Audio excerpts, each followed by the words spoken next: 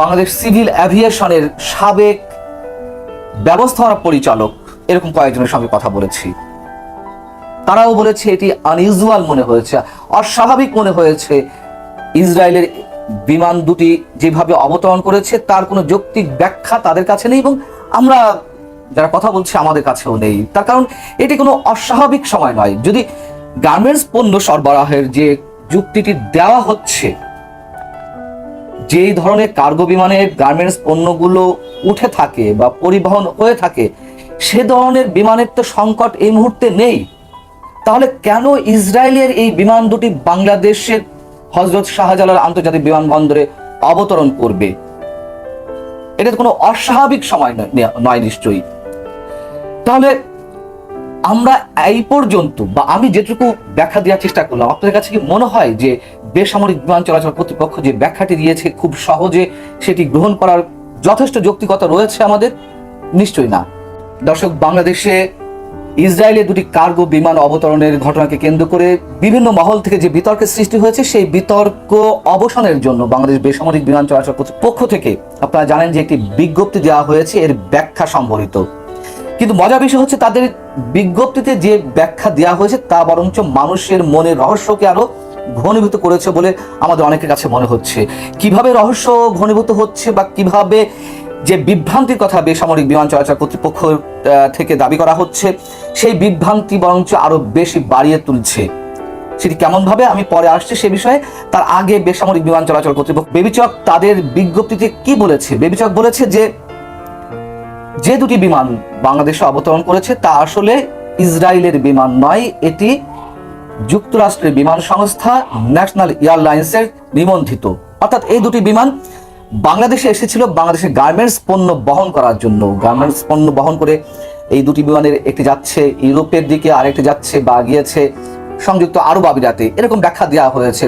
এবং এ কথাও বলা হয়েছে যে এই ধরনের সংবাদ পরিবেশন করে অনলাইন পোর্টাল কিংবা মূল গণমাধ্যম এইগুলোতে বিভ্রান্তি ছড়ানো হচ্ছে। এবং এও বলা হয়েছে যে এগুলো কেউ কেউ উদ্দেশ্য প্রণোদিতভাবে করছে।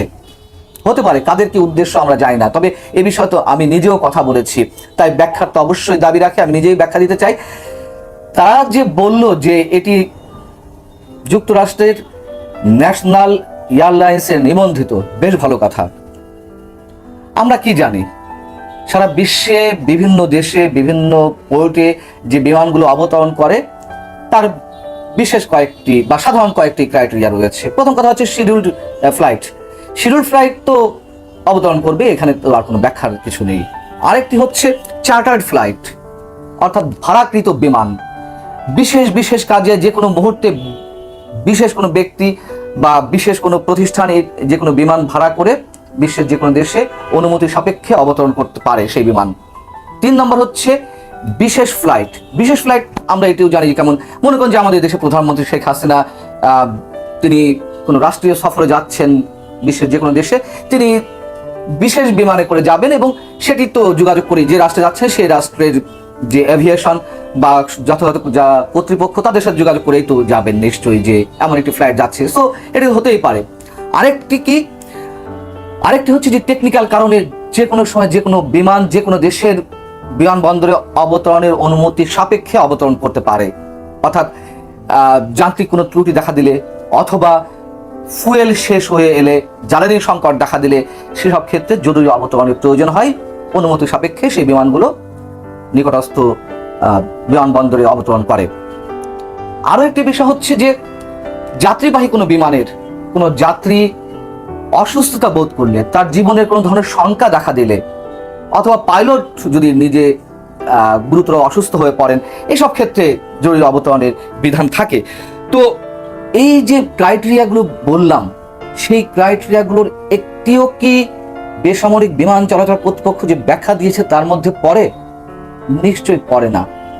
কার্গো বিমানের ক্ষেত্রে আমরা বলতে পারি আমাদের যে ব্যাখ্যাটি, আমি নিজে কয়েকজন বাংলাদেশ সিভিল অ্যাভিয়েশনের সাবেক ব্যবস্থাপনা পরিচালক এরকম কয়েকজনের সঙ্গে কথা বলেছি। তারাও বলেছে এটি আনইউজুয়াল মনে হয়েছে, অস্বাভাবিক মনে হয়েছে। ইসরায়েলের বিমান দুটি যেভাবে অবতরণ করেছে তার কোনো যৌক্তিক ব্যাখ্যা তাদের কাছে নেই এবং আমরা যারা কথা বলছে আমাদের কাছেও নেই। তার কারণ এটি কোনো অস্বাভাবিক সময় নয়। যদি গার্মেন্টস পণ্য সরবরাহের যে যুক্তিটি দেওয়া হচ্ছে, যেই ধরনের কার্গো বিমানে গার্মেন্টস পণ্যগুলো উঠে থাকে বা পরিবহন হয়ে থাকে, সে ধরনের বিমানের তো সংকট এই মুহূর্তে নেই। তাহলে কেন ইসরায়েলের এই বিমান দুটি বাংলাদেশের হযরত শাহজালাল আন্তর্জাতিক বিমানবন্দরে অবতরণ করবে? এটা তো কোনো অস্বাভাবিক সময় নয় নিশ্চয়ই। তাহলে আমরা এই পর্যন্ত বা আমি যেটুকু ব্যাখ্যা দেওয়ার চেষ্টা করলাম, আপনাদের কাছে কি মনে হয় যে বেসামরিক বিমান চলাচল কর্তৃপক্ষ যে ব্যাখ্যাটি দিয়েছে খুব সহজে সেটি গ্রহণ করার যথেষ্ট যৌক্তিকতা রয়েছে আমাদের? নিশ্চয়ই না।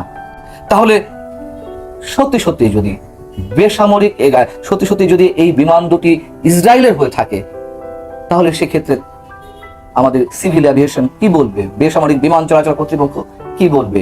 এবং তারা কিন্তু এক জায়গায় বলেছে যে হ্যাঁ, এই বিমান দুটি যদি সরাসরি ইসরায়েল থেকে বাংলাদেশে অবতরণ না করে যুক্তরাষ্ট্র থেকে আসতো, তাহলে এই বিতর্কটির সৃষ্টি হতো না।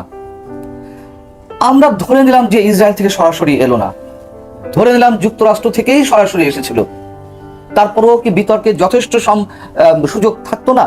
তার কারণ এতদিনে আজ অবধি বাংলাদেশে যেখানে ইসরায়েলের কোনো বিমান অবতরণ করেনি বলে আমরা যদ্দূর জানি, অবতরণ করেনি, তাহলে এই সময় এসে কেন ইসরায়েলে এই বিমান দুটি অবতরণ করলো হযরত শাহজালাল আন্তর্জাতিক বিমানবন্দরে, যেখানে ইসরায়েল নিয়ে মানুষের মনে নানান ধরনের বিতর্ক অনেক আগে থেকেই সৃষ্টি হয়েছে। ইসরায়েল থেকে সাধারণ মানুষের উপরে যে নজরদারি সরঞ্জাম সেইগুলো আমদানি করা হয়েছে, এগুলো নিয়ে অনেক লেখালেখি হয়েছে, বিতর্ক উঠেছে, যদিও সরকারের পক্ষ থেকে সেগুলো অস্বীকার করা হয়েছে। তারপরে আবার পাসপোর্টে, বাংলাদেশের পাসপোর্টে যে লেখাটি থাকতো, this passport is valid for all over the world except Israel.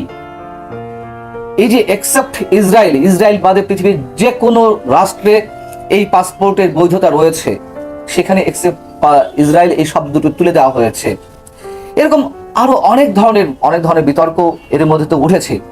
স্বাভাবিক কারণেই এই যে চরম বিতর্কিত সময় এবং ফিলিস্তিন ইসরায়েল যে যুদ্ধ, সেই যুদ্ধকে কেন্দ্র করে বাংলাদেশেও এক ধরনের রাজনীতি শুরু হয়েছে, অভ্যন্তরীণ রাজনীতি, দোষারোপ রাজনীতি। তার মধ্য দিয়ে ইসরায়েলের এই বিমান দুটি বাংলাদেশে অবতরণ করল। এবং তার চেয়ে বড় কথা, যেখানে ভারতের সঙ্গে বর্তমান সরকারের, আওয়ামী লীগ সরকারের একটি দহরম মহরম সম্পর্ক, এবং সেই ভারত প্রকাশ্যে ঘোষণা দিয়েছে ইসরায়েলের নিরাপত্তার জন্য ভারতের পক্ষ থেকে যা যা করা দরকার করা হবে। অনেকে তো দুয়ে দুয়ে চার মিলাতে পারে। অতএব এই যে বিতর্কের জায়গাগুলো থেকে, সেই বিতর্কের জায়গা থেকে বিভ্রান্তি ছড়ানোর যথেষ্ট যৌক্তিকতা রয়েছে। রহস্য মানুষের মনে সৃষ্টি হতেই পারে, এবং বেসামরিক বিমান চলাচল কর্তৃপক্ষ যে গোজামিল ব্যাখ্যা দিয়েছে, সেটি থেকে মানুষের মনে রহস্যগুলো আরো বেশি ঘনীভূত হচ্ছে যে পরিষ্কার কেন কোনো বক্তব্য দেওয়া হচ্ছে না, কেন কোন রকমের খোরা যুক্তি দিয়ে এক ধরনের বিজ্ঞপ্তি দেওয়া হলো। আমরা জানি না আসলে এর মধ্যে কি আছে। যে দুটি কার্গো বিমান বাংলাদেশে এসেছিল, তারা আসলে কিছু নামিয়েছে না তারা সেই বিমান দুটি আসলে কিছু বহন করে নিয়ে গেছে, এটা নিশ্চয়ই খুব শিগগিরই পরিষ্কার হবে। এবং আরো একটি কথা আমি মনে করিয়ে দিই যে প্লেন স্পটার নামে যে প্রতিষ্ঠানগুলো রয়েছে, অর্থাৎ কোনো আনইউজুয়াল ওয়েতে আনশিডিউলড কোনো বিমান কোনো দেশে ওঠানামা করলে সেগুলোর যথাযথ বিষয়গুলো তদন্ত করে তারা জনসমক্ষে নিয়ে আসে। বাংলাদেশেও নিশ্চয়ই এই ধরনের কোম্পানি রয়েছে। তবে আমার ধারণা বাংলাদেশে যে প্লেন স্পটার যে প্রতিষ্ঠানগুলো রয়েছে, তারা এই মুহূর্তে স্বাধীনভাবে কিছু বলতে পারবে না নিশ্চয়ই। যদি অন্য কোনো দেশের প্লেন স্পটার ধরনের কোনো কোম্পানি তারা যদি কোনো ব্যাখ্যা দিয়ে থাকে, বাংলাদেশে যে ইসরায়েলি বিমান অবতরণের ঘটনাকে কেন্দ্র করে কোনো বিষয় তারা তুলে ধরে, সেটি অবশ্যই আমাদের কাছে গ্রহণযোগ্য হবে।